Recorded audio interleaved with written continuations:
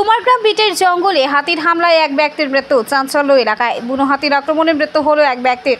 শুক্রবার দুপুরে ঘটনাটি ঘটেছে কুমারগ্রাম ব্লকের ভারত ভুটান সীমান্তবর্তী কুমারগ্রাম বিটের জঙ্গল এলাকায়। কুমারগ্রাম থানার পুলিশ ও বন বিভাগের কুমারগ্রাম রেঞ্জের বনকর্মীরা বিকেলে মৃতদেহ উদ্ধার করেন। জানা গিয়েছে মৃতের নাম রণসিং তামাং, বয়স 57 বছর। কুমারগ্রাম বনবস্তিতে তার বাড়ি। স্থানীয় পঞ্চায়েত সদস্য তথা যৌথ বন পরিচালন কমিটির সভাপতি ভীম প্রসাদ শর্মা বলেন, খুবই দুঃখজনক ঘটনা। দুপুরের দিকে একটি বুনো হাতি রণসিং তামাংকে আক্রমণ করে এবং ঘটনাস্থলেই তার মৃত্যু হয়। আমরা তাকে হাসপাতালে নিয়ে যাওয়ার সুযোগ পর্যন্ত পেলাম না। বুনো হাতির আক্রমণের মৃত্যুর ঘটনায় ব্যাপক চাঞ্চল্য ছড়িয়েছে বনবস্তিতে। আতঙ্কিত রয়েছেন বনবস্তির বাসিন্দারা। বন বিভাগের কুমারগ্রাম রেঞ্জের রেঞ্জ অফিসার রানা গুহ বলেন, যেই স্থানে হাতির হামলায় ওই ব্যক্তির মৃত্যু হয়েছে সেই স্থান সংরক্ষিত জঙ্গলের মধ্যে পড়ে। সাধারণ মানুষকে বারবার বারণ করা সত্ত্বেও জঙ্গলে প্রবেশ করছেন, যার ফলে এই ধরনের দুর্ঘটনা ঘটছে। সবাইকে সচেতন থাকতে হবে। জানা গিয়েছে পুলিশ ও বন বিভাগ হাতির হামলায় মৃত্যুর ঘটনার তদন্ত শুরু করেছে। শনিবার মৃতদেহ ময়নাতদন্তে পাঠানো হবে। কুমারগ্রাম দুয়ার থেকে উজ্জ্বল দাসের রিপোর্ট, নিউজ প্রতিদিন। হ্যাঁ স্যার, আমাদের কুমারগ্রাম ফরেস্ট ভিলেজে আজকে একটা দুঃখদপূর্ণ ঘটনাটা ঘটছে। একটা বুনো হাতি আমাদের বস্তির রণসিং তামাংকে মারে ফেলছে। আর উনাকে আমরা হাসপাতাল নেওয়া চান্সও পাইলাম না। কত বয়স হবে? বয়স প্রায় 58 মতন হবে। আচ্ছা, 58-60 এরকম হবে। 58 থেকে 60। ঠিক। ও কি বিবাহিত? কোথায় বাড়ি এবং তার ছেলেবেলে কি করে? ওর ছেলে একটা আছে, মেয়েও আছে, দুইটা মানে হয়। ওর বিবাহিত বউও আছে।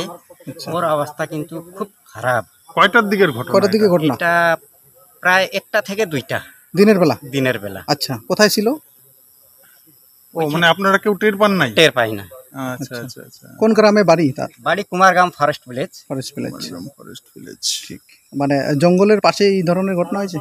মানে হয়, আমি তো রাস্তায় পাইলাম। এখান থেকে আমার গ্রামের রাস্তায় পাইছেন? গ্রাম রাস্তায় পাইলাম। আচ্ছা, কি নাম আপনার? আমার নাম ভীম প্রসাদ শর্মা। আপনি কি ওখানকার? আমি কুমারগ্রাম ফরেস্ট ভিলেজের গ্রাম পঞ্চায়েত মেম্বার। ঠিক। আর জেএফএমসির প্রেসিডেন্ট। ঠিক, ধন্যবাদ। কুমারগ্রাম ফরেস্ট ভিলেজের একজন ব্যক্তি হাতির হামলায় নিহত হয়েছে, সেটি খুবই দুঃখের বিষয়।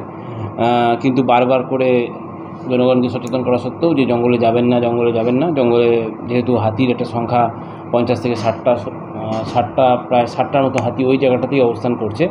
তো বারবার পাবলিককে সচেতন করা হয়েছিল। যাই হোক, কোনো কারণে উনি হয়তো গিয়েছিলেন। তো হ্যাঁ, ফরেস্টের ভিতরে ঘটেছে। কি নাম এবং বয়স কত তার? ওনার নাম রণসিং তামাং, বয়স 56 থেকে 57 বছর বয়স ওনার। উনি কোনো কারণে গিয়েছিলেন, যাতে এই দুর্ভাগ্যজনক ঘটনা ঘটে গিয়েছে। স্যার, এই যে জঙ্গলে বারবার করে এই পরপর দুখানা ঘটনা, এবং কি বলবেন? দেখুন, জনগণকে এটাতে সচেতন থাকতে হবে। এটা বক্সা টাইগার রিজার্ভের অংশ এবং বক্সা টাইগার রিজার্ভের কোর এরিয়ার পার্ট। এগুলো এই ফরেস্ট ভিলেজগুলো যেগুলো আছে সবগুলোই বক্সা টাইগার রিজার্ভ কোর এরিয়ার মধ্যে পড়ছে, শঙ্কোষ, কুমারগ্রাম, নিউল্যান্ডস।